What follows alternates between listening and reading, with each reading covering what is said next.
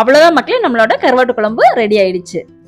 மக்களே, கருவாட்டு குழம்பு தான் பார்க்க போறோம். புளி ஊத்தாம, மசால்ஸ் அதிகமா சேர்த்தாம ஒரு கருவாட்டு குழம்பு பார்க்கலாம்.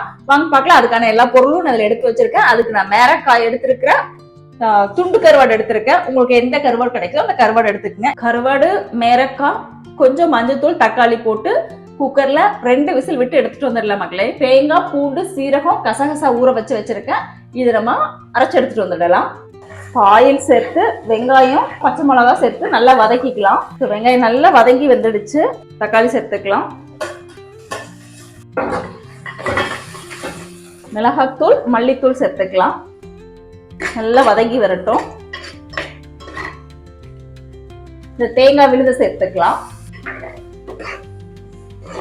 இது நல்லா டிஃப்ரெண்டா, டேஸ்டா, சூப்பரா இருக்கும். ட்ரை பண்ணி பாருங்க.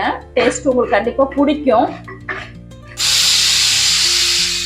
இது பார்த்தாலே நம்மளுக்கு சாப்பிடணும்னு தோணும். அவ்வளோ நல்லா இருக்கும். இப்ப நம்ம இது குக்கர்ல வேக வச்சு எடுத்ததை நம்ம இது கூட சேர்த்துக்கலாம்.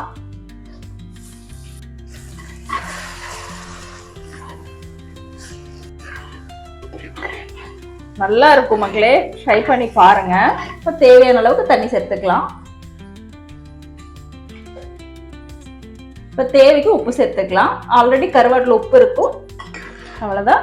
நல்ல ஒரு கொதி வரட்டும். கருவாட்டு குழம்பு சூப்பரா ரெடியாகி வந்துடுச்சு.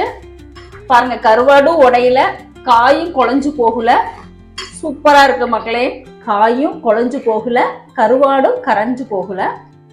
அவ்வளவுதான் மக்களே, நம்மளோட கருவாடும் சௌ காயும் போட்டு செஞ்ச கருவாட்டு குழம்பு ரெடி ஆகிடுச்சு. கண்டிப்பா இந்த வீடியோ உங்களுக்கு பிடிச்சிருக்கும்னு நினைக்கிறேன். கண்டிப்பா ட்ரை பண்ணி பார்த்துட்டு கமெண்ட்ல வந்து சொல்லுங்க.